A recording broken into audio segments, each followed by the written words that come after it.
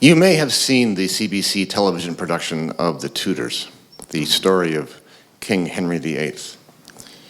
In one episode, the king has condemned Thomas More to death for his refusal to say that the king is the head of the Church of England. More is in his cell, awaiting execution. A friend comes down to plead with him to say what it is the king wants to hear. And More says he cannot do that because he does not believe it to be true. In exasperation, the friend says, "You don't have to believe it, you just have to say it."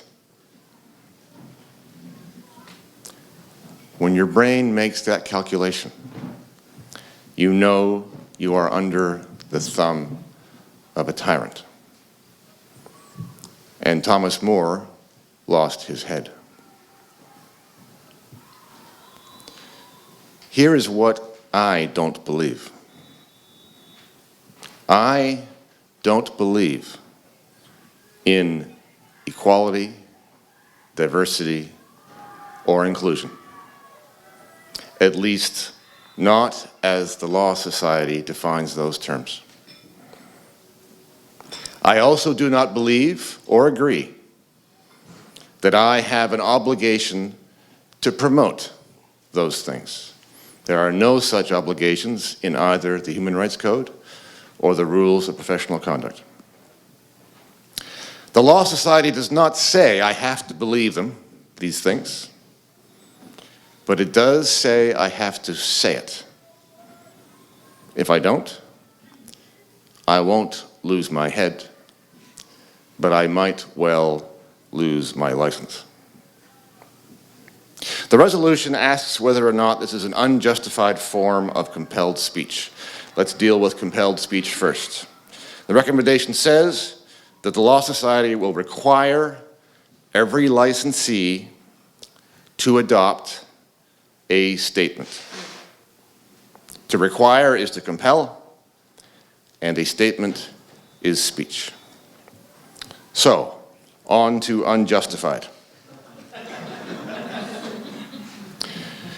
Justice Beats, in the National Bank case at the Supreme Court of Canada, said that forced speech is totalitarian, and as such, alien to the tradition of free nations like Canada, and compelling anyone to utter opinions that are not his own is contrary to the rule of law. Of course, you can find compelled speech in Canada. Cigarette packages, tax returns, lawyers' reports, even the lawyer's oath. And these things are not good. I am not here to defend them. But this is even worse, because this is a political opinion, an ideological opinion that is being forced upon licensees.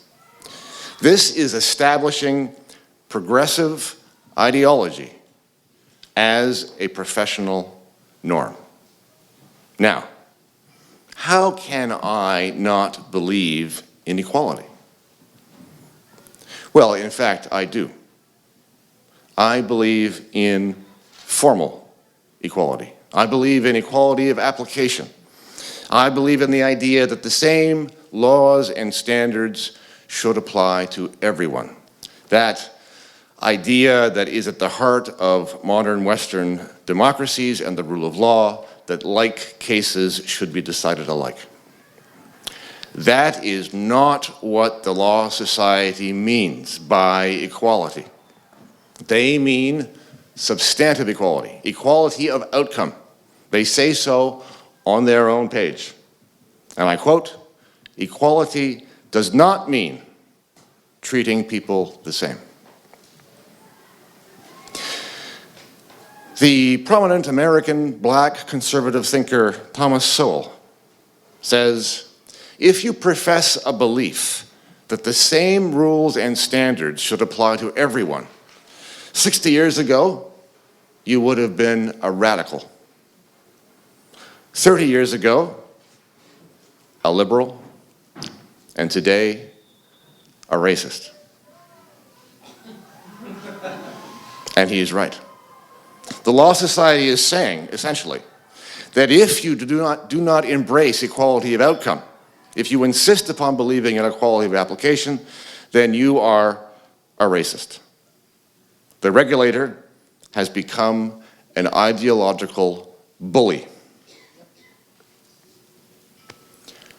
I am not now, nor have I ever been, a member of the Conservative Party.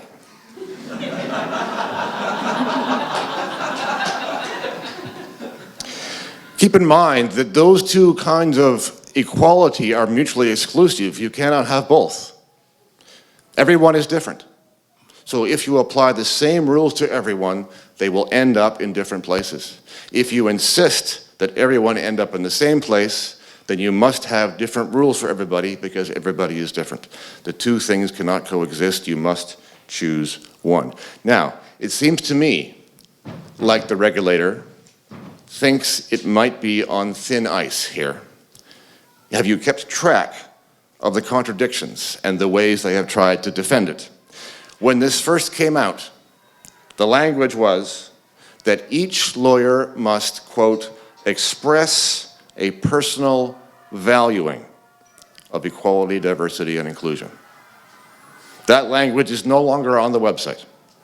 Now we are told that there is no obligation to profess any belief.